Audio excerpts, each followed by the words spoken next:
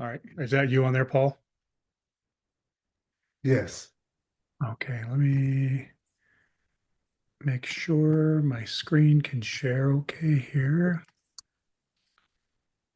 Wait, hold on one sec. I got to mute for just 1 second. No worries.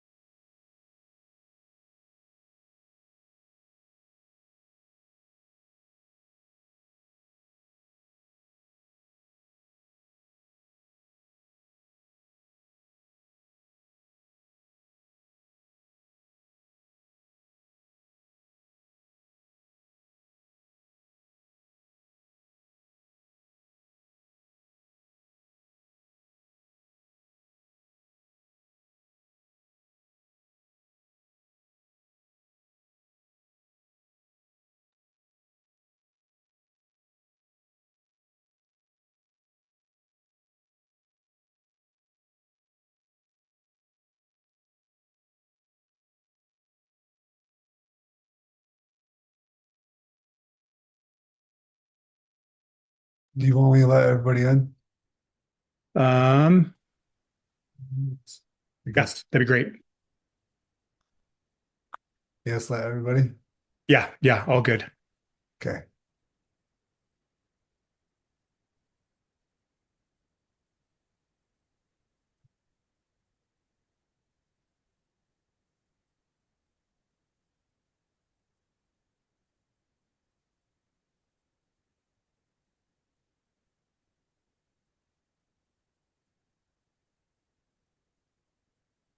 How's it going, guys? Thanks for jumping in. We'll get started here in just a minute or two. We're excited to see, for some of you guys who are coming on the cruise, we're excited to see you in a couple weeks. Actually, what, about 10 days or so. So, yeah, it's going to be fun. Got some awesome updates for everybody today. We've been talking about our NFTs and some other things, community council. So today we'll talk about an update on our NFTs, community council update, also kind of where some of our focus is going after we've had some pretty cool calls with some guys in the crypto space and just kind of giving us some pointers on where we should be moving. And so we're going to talk a little bit about that today, but we'll get cranking here in about 2 minutes. So I'm going to turn my video off for just 1 second, and we'll be back here shortly.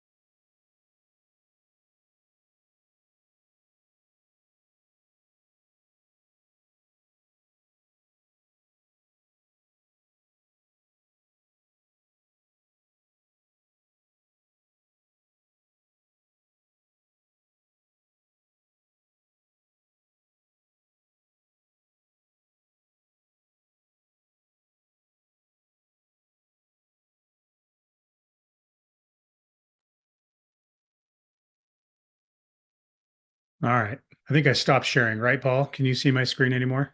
No, I can't. Okay. All right. Because I don't know what happened. I can't see my screen anymore. Click to exit full screen. Ah, there we go.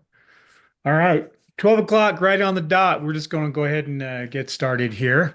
Thank you all for joining us. We appreciate you guys coming out every week. There's a lot of things happening really quickly. And as you guys have noticed over the past, for those of you who've been around over the past several years, you'll see that there are times where we make some pretty strong pivots based on what's kind of happening in the world right now. One of the topics that we talk about a lot are the RWA, the real world asset space, which is really this massive movement that's happening in the world to connect real world assets, things in the real world with the digital. And you've seen that that's informed our products, and it's allowed us to make advancements with a lot of the things that we're trying to accomplish in this world, especially in the mining space, which is to be able to use this attachment of real world assets into the digital world to do all sorts of things like verification, to do these NFTs that allow us to show that in a trusted blockchain way to allow us to prove provenance or to show that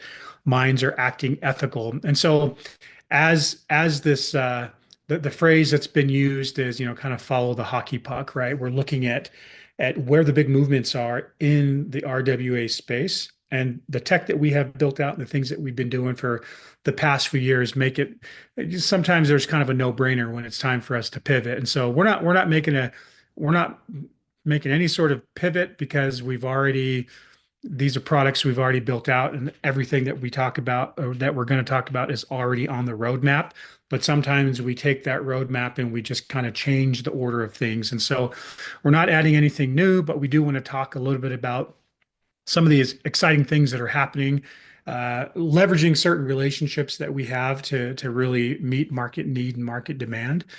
And we're going to talk a little bit about that today. Now, we have talked about some pretty cool things, some big things on previous update calls. And so we'll give you a kind of an update on where things stand with that. And so one of the big things that I get asked all the time is tell me about this community council that we've been teasing. And so we had kind of an internal meeting yesterday about the council, about how it's going to work. Several of you have reached out and asked how to be on that council. Now, the reason for the council is moving forward, we need to operate like a decentralized blockchain. There can't just be like this company that makes all the decisions and does everything. This needs to be a community driven and a community run blockchain.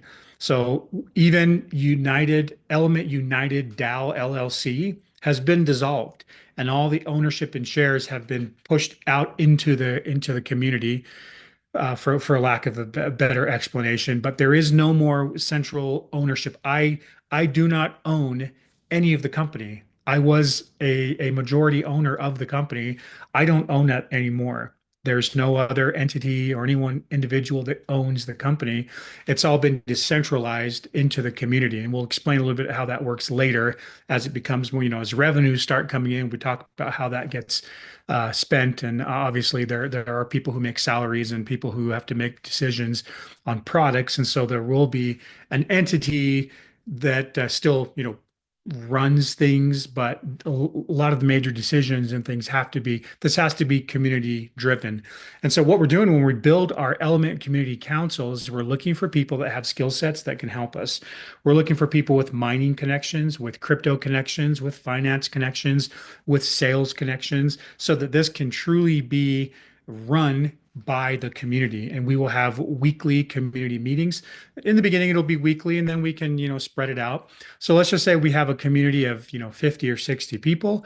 Some of those people will have different skill sets. Maybe 5 or 6 people have a great sales mind, or 5 or 6 people are really familiar with the mining community. Then we'll have separate subcommittees under the Element Community Council that can help us, to say, hey, look, I have a relationship with the president of this country.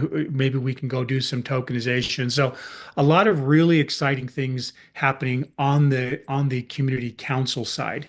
And so because of that, we're going to be a lot more transparent in these council meetings. We're going to pull up spreadsheets and show you the books. We're going to show you the contracts we have. We're going to show you the relationships that we have, so that everybody who's on that council can really help us and go, ooh, now that I see the full picture, I see where this blockchain is. I have a relationship here or here or here. Maybe we should utilize that. And so it's going to be very, very fun. Now, I'm also anticipating some, in my mind, when I lay in bed at night, I'm thinking, oh, this could get messy. But that's just how it is, right? The community council needs to be making decisions and running things for the Element blockchain to really act like a decentralized company. So you'll see kind of the what we're going to do in this call is talk a little bit more about roadmap. Now, we're not going to get too specific in the community council calls that we do. For those of you who are going to be a part of that council, we can get deep. We'll go nitty gritty. We'll talk about specific relationships, partnerships. We'll go so, but this this call, this Element Community Update is going to be a little bit more transparent. But a bit on a little bit higher level. And so that's you'll see a little bit more as we go through this today what I'm talking about. So one of the big things that we've been talking about is this Coinbase listing. Obviously, you guys know getting listed on Coinbase is kind of the holy grail, and so people want to know where are we at with that. You know, we initially just thought we would get it done by the end of August, and so the way that this is being done, it's through a bridge. Right now, you know, the ELMT token started off ERC20 on the Ethereum chain. And so what we're doing is we're building a bridge to the base, which is the DEX for Coinbase, which is the decentralized exchange. We're building a bridge. Now, whenever you're building a bridge to another exchange, that's where the weak points are in a blockchain. That's where the frequent attack vector is on a bridge. So what we've been doing is a lot of testing. And so the final tech will be done this week. So the ability of the base 20 coin for Element will be able to go on base starting next week. Now, will it go on next week? I don't know. Probably still some more testing, but the technical capabilities of us being able to do that will happen next week. Now, so bridging base 20 and Coinbase has assured us that this token will be traded on Coinbase. So even though it's a base 20 token, you will see ELMT on Coinbase. And when that happens, that's going to be awesome. Now, does that mean the token's going to go up to $1 the next day? No. It just means that the visibility and the ability to trade that token is going to be greatly enhanced. And when other people are looking at the ELMT token, the first question they say is, okay, where is it available? And if we can say, yes, we're on Coinbase, that's a big, feather in our cap. And Binance is coming soon. So the mobility of the ELMT token is going to be greatly enhanced by being on all these exchanges. So look for that available on Coinbase in the next couple of weeks. But the final tech, it being able and done and being ready to go, will be done this week. So in the next 24 hours, it'll be ready. And so it's going to be a lot of fun. Again, there's no guarantee what that's going to do to the ELMT token, but it does kind of give it wings, as they say. It allows more people to get in and interact with the token and it helps with its legitimacy. So a lot of fun stuff. Okay. So again, community council, we're gonna go into in depth with these types of topics. So if you're a member of this council, we're going to be talking to the developers who are working on it. They're going to talk about what are the issues that we found, what are the concerns. We're going to go very, very deep so that the community knows exactly what's happening. On this call, the Element, bi-weekly call, again, we'll just give you, kind of a higher level, but the community council will go in a lot more depth in these types of conversations. And so, but we are going to go a little bit deeper. So what we're going to do right now, we're going to talk about where is Element as a company? Where are projected revenues coming in? What's that money going to be spent on? What are our priorities? And so let's just jump right into that. So expected revenue right now, we have about $2.3 million in sales and that revenue will be received in the next 30 to 60 days. There's a group we're working with Mitch. He's got his buddies lined up, another 300,000 in revenue expected. It was expected this week. Some of the guys were in London that were cutting a deal. Well, he's cutting a deal with his big center. Post Malone lives here in Utah, and so they were out following Post Malone because there's a related deal, not to Element, but with Mitch's guys. They're doing a cool little thing with him. And so we've received from Mitch's group about 300K, 100K came in the last couple of weeks from his group. We also have that money, the big 2.3 will be used for foundations, which is how we keep the blockchain running. It'll be used for market support, which is really awesome because market support is really what helps the token go up and stay up. Marketing and travel, we've got some cool trips planned to Africa. Paul and I will be going to Ghana and most likely to Tanzania as well to meet with high-level officials. And when I say high-level officials, I'm talking about well, I won't say it yet, but yeah, high levels. As high level government official as you can imagine in a country, that's who we're hoping to have meetings with to do some fun stuff that we'll talk about here in just a second. It'll be going toward a partnership, platforming, and licensing. And so in these council meetings, we will have a detailed breakdown of where the money is. This is just kind of a general view, but we'll go over all finances and where money's being spent, what it's being used for, all of that kind of fun stuff. But this is just kind of a sneak peek. Nodes, we are still selling a lot of nodes, and we have a group called Josh Tappan with all his affiliates. We have monthly live events. We have weekly online events. There's also a big seminar group that we'll be working with to sell their leads called the Aspire Group. You guys have probably seen them all over social media. They get big celebrities to come out and they fill rooms, small stadiums. They're a really cool group. I used to work with those guys, and so we're going to cut a deal to get a lot of their leads and to get them in. Plus, we've got international leads. We've got a lot of people who have asked to be on the council that have ties in Asia and Europe to where we'll be doing events and selling nodes. But really, the goal is to sell products, not nodes, right? All of you guys who are on this call that are running nodes know that every node that sells makes your distribution less. So everybody on this call is like, dude, stop selling nodes. I agree with you. I have a lot of nodes. And so our goal is to sell products, not nodes. And so that's where our focus is and has been.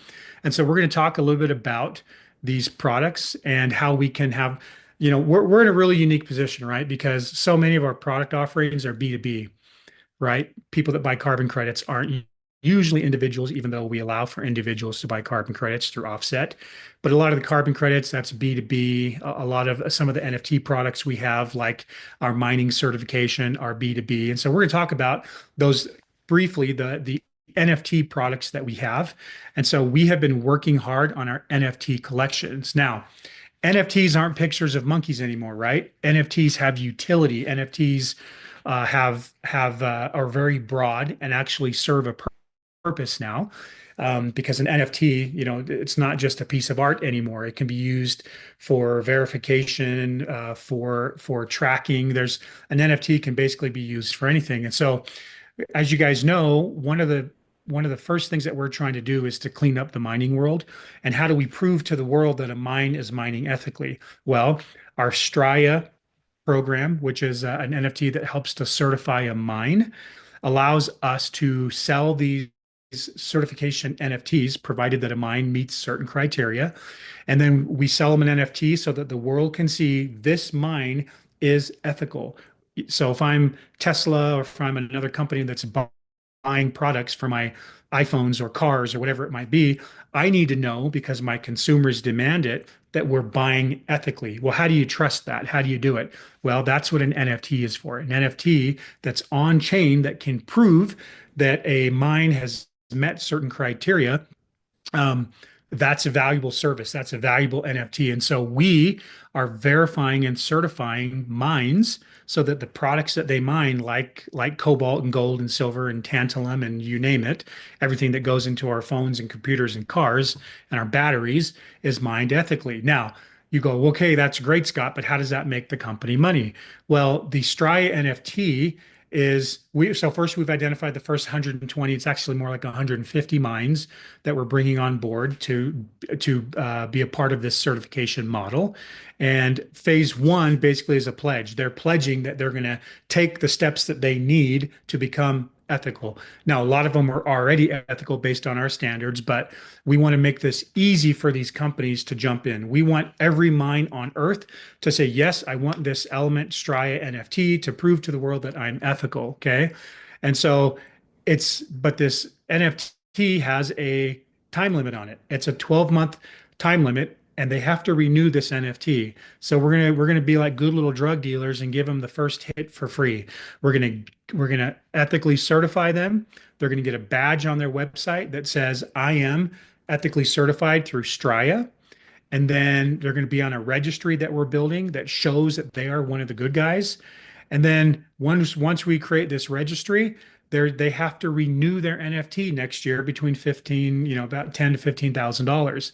Now, if we have hundreds or even thousands of mines, that's great revenue for the company to renew this NFT. And of course, they have to, keep qualifying up through phase five, which is on-site inspections. And of course, we have to make sure that these mines are actually doing that. So that is what an NFT is used for. An NFT that allows a mining company to have visibility, to have so that their downstream buyers can look at them, go to our registration, verify on chain that these guys are certified, that they're ethically mining. So that's a great use case. So now that's more of a B2B play. We also have to get our products out there that reach the masses. Now, an NFT, so one thing that everybody has, or most people, is a ring or a watch, or where's my camera? There we go, right? And so the connection between the real world asset and digital, the perfect vehicle for that is an NFT that is created for a specific piece of jewelry. Okay.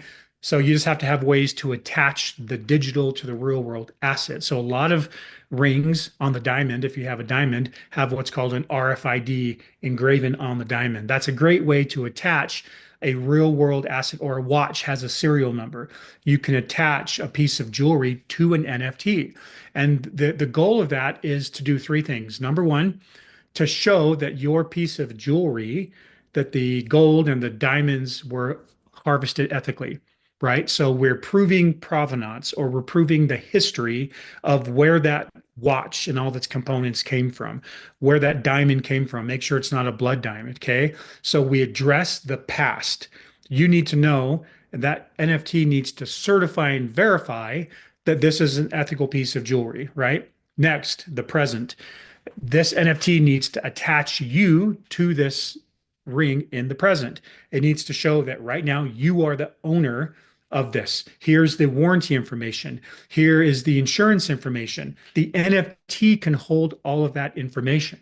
It's the link in the present between you and this piece of jewelry, and it contains all the information. It's a digital receipt. It stores the insurance information and warranty information, and attaches it through the RFID.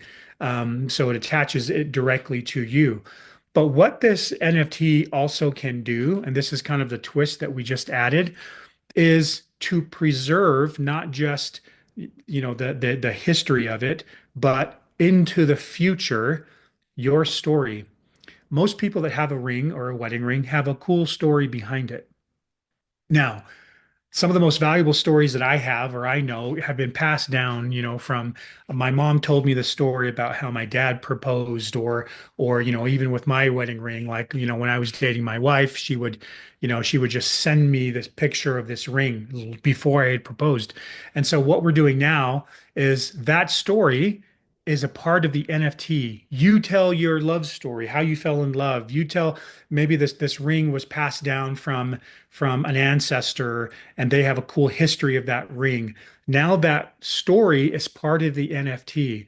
So we preserve the past, we connect you to the present, and then we attach the future, so that your story lives digitally forever. So what a cool concept. That's the power of an NFT, and it's like $100. I mean, the price might even go lower than that. And so we are working with jewelry stores who will offer this NFT for every piece of jewelry that they own.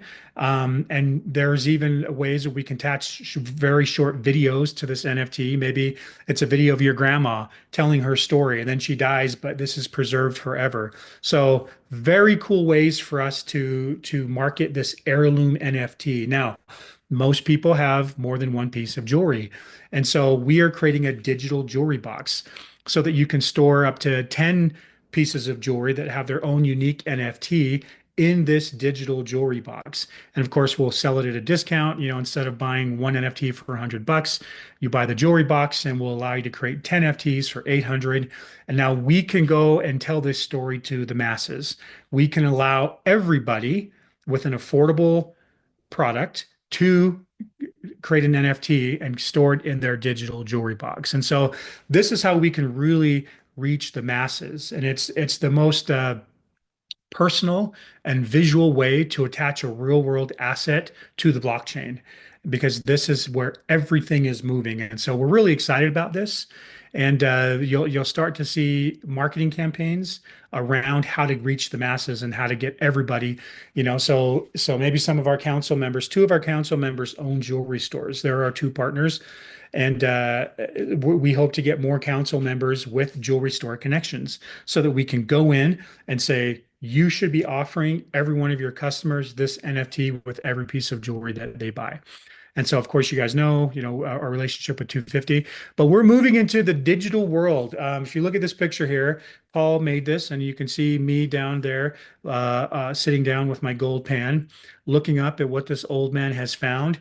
And really, mining now has entered the digital age.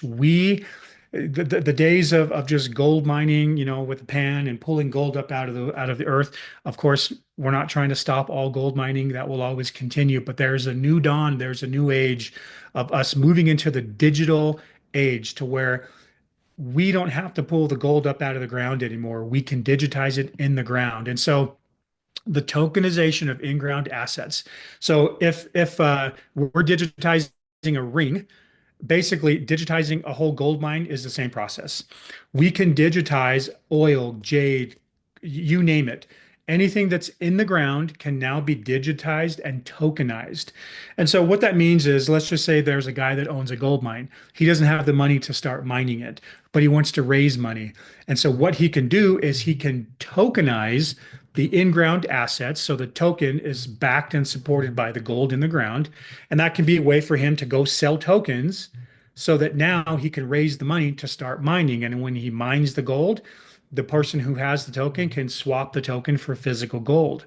Or there are other people who are mining part of their mine, but it's a 100,000 acre mine and they want to tokenize part of it to start making money now and mine part of it. And the gold that they mine up can back the token that's been created. So we have been approached by literally dozens and dozens of companies who've asked us to do tokenization of their in-ground assets. So we're moving that to the front. We're doing that now. Obviously, this has been on our roadmap for a long time, but we are going a lot heavier in that direction. We've been working with several mines. You guys know we have ownership in multiple mines. The members of the council can see all those agreements and those contracts and what does Element actually own. But we're going to be moving a lot quicker with tokenizing multiple mines and in every category, water, oil, gold, you name it, we can do it. And so the mines will have their own tokens. So even though it's not going to be an ELMT token, because we're a layer one blockchain, we can have multiple tokens on our chain. So we want to be known, the Element blockchain, as the chain that you go to if you want to create an in-ground asset and tokenize it. And so there could be dozens of different tokens on the Element chain, and that'll help the ELMT token because all the gas fees will be done in the ELMT token. And so how does that work? How does this work for the company? So I'm giving you guys again a sneak peek of what it's like, these new council meetings. So in-ground assets, obviously the primary NFT sales, right, with Straya, and then when we tokenize a mine, Element, the company, will keep a small percentage between 1% and 3% of all those tokens that we can sell for our work for the tokenization side of it. So that should bring in a lot of money. Okay. And there's marketplace fees, there's subscription renewal fees. And Amy talks a lot about this, about our SaaS platform that can actually be white labeled to do in a lot of different, we won't go into any of that right now. Marketplace listings, data monetization. So there's a lot of different ways we can make money off of in-ground digitization. And so this is a really big move for us just because that's where the world is moving right now. And so based on all the data analytics, everything, market movement, we're going to be really moving in this direction a lot harder than we had in the past. So we've got a couple mines we're working with right now. As you guys know, there's the Tanzrock that's out in Tanzania. We have the piece of ground we have out there is about 3,300 acres. So we'll be looking to tokenize that quickly. And then there's also the Rex mine out in Arizona that we've been working with for a while. And they've got, I think, 16 billion in proven reserves. So now here's the news. We are working a relationship in Tanzania for a digitized Serengeti coin.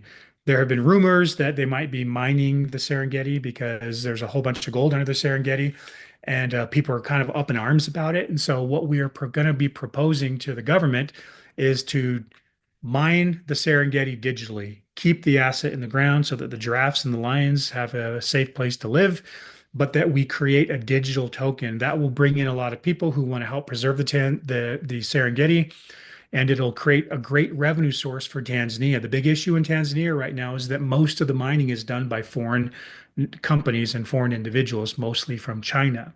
They're tired of being exploited, and so the president of Tanzania is open to talking about tokenization of big swaths of land in Tanzania, so that the people of Tanzania can keep more of their own assets and their own resources. And so we will probably be going out there sometime in October. And this is all done through Tansrock, through Jay Peters, who we've talked about before. Great guy. It's not a done deal by any stretch of the imagination, but the door is open for us to do this, and it's going to be fantastic. Big relationships like this will do wonders for Element, for ELMT, for the community as a whole. And so that's kind of where we're moving right now. Of course, we still have offset. You guys know about our big relationship with Trafara. We did a $250,000 carbon credit sale, and we've just redone the terms of our deal with Trafara. The first deal we did with them was a little confusing. There were certain things they expected of us that we weren't really, up to doing. There are certain things we thought they were doing. So we've redone some tokens and some other things that we had to do to redo our deal. But basically, Trafara is doing a lot of the heavy lifting for us, and they're going to be doing carbon credit projects that will be brought on chain. It's a joint deal between us and Grow. And so they'll be doing a farming project with their carbon credits, and then a mining project, and then a farming project, and then back to a mining project. And so Offset is still moving forward more on a B2B play.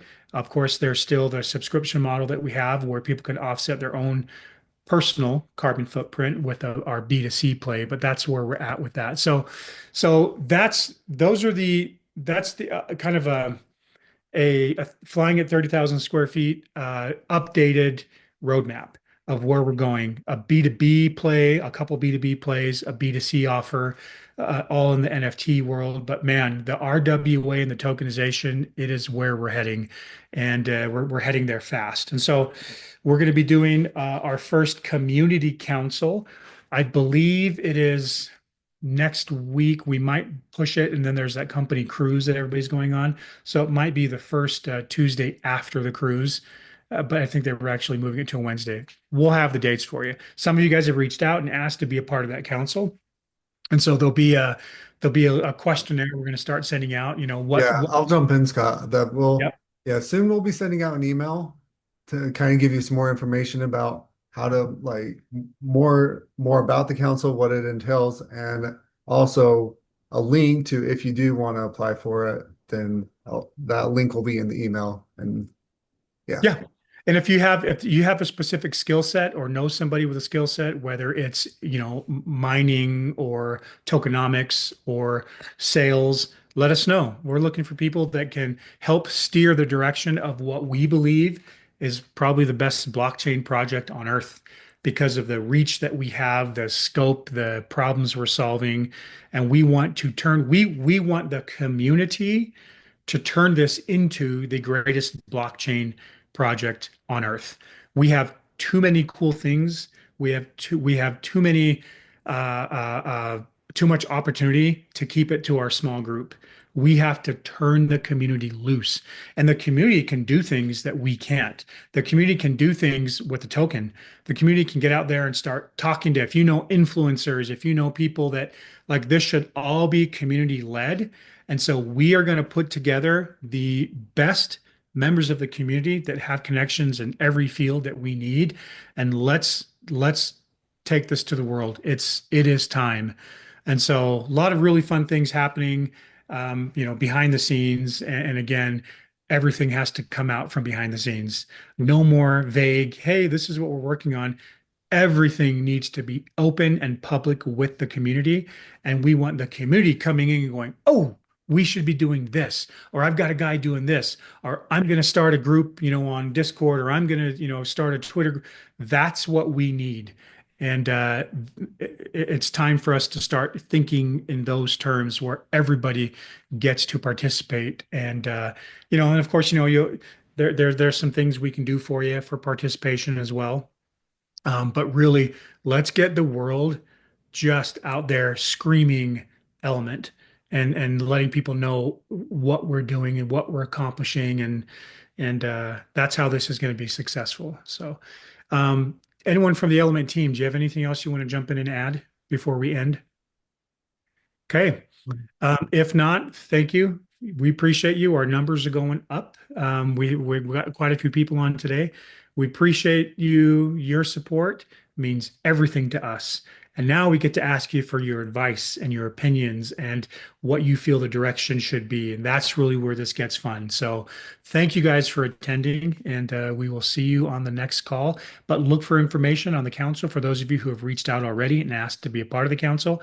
Look for a little questionnaire or what Paul is going to send you from us, and let's all collectively, as a council, explode this thing. It is time. So thanks, guys. Have a good one. Thanks, Scott.